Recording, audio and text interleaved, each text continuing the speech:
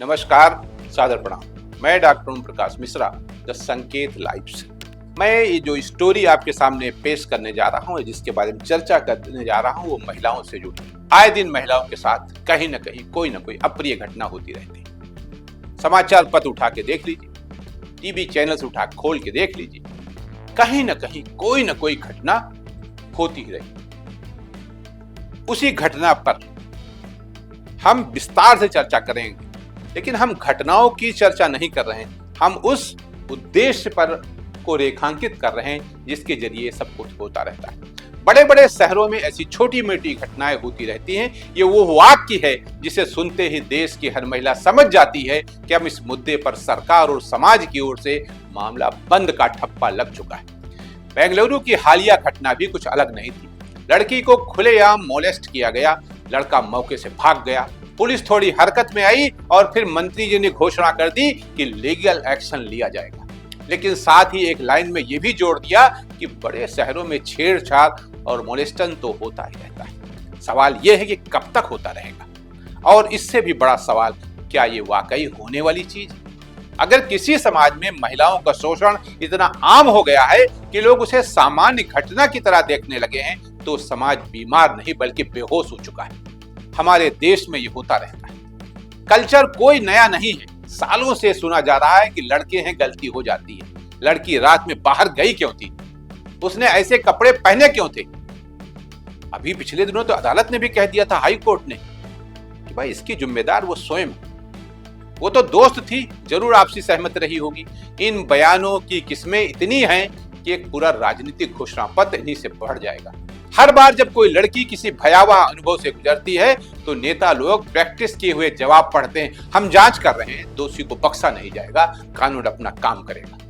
एक दो दिन तक सोशल मीडिया गर्म रहता है, मोमबत्तियां जलती हैं और फिर मामला ठंडे बस्ते में चला जाता है।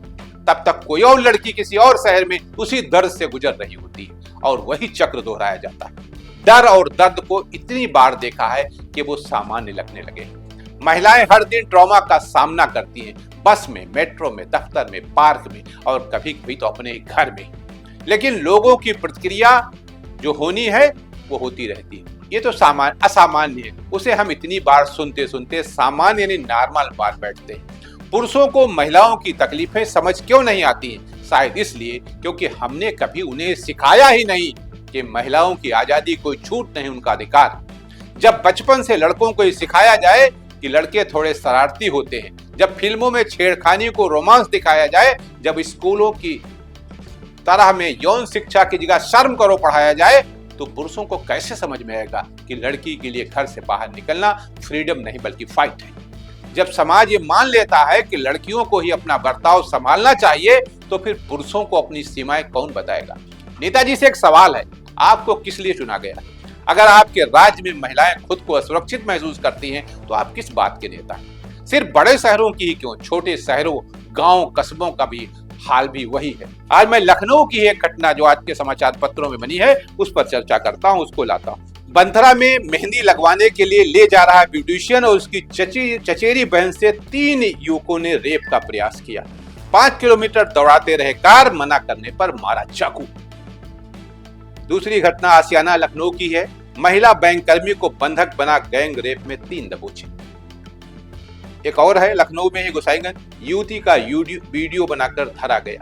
ये सब क्या है? ये सब घटनाएं हैं और इस पे कुछ हो रहा है क्या? कुछ भी नहीं हो रहा। फर्क सिर्फ इतना है कि वहां कैमरे नहीं है गांव में, और खबरें देर से बनती हैं, जबकि शहर में जल्दी चर्चा हो जाती है। हर बार जब कोई महिला ये कहती है, कोई डरती है, तो कोई न कोई कह देता है, होता रहता है। ये वक्त है कि हम इस बहानेबाज संस्कृति से बाहर आए। महिलाओं की सुरक्षा कोई एक्स्ट्रा फेवर नहीं है, एक बुनियादी हक है। अब हमें होता रहता है सुनना बंद करना है।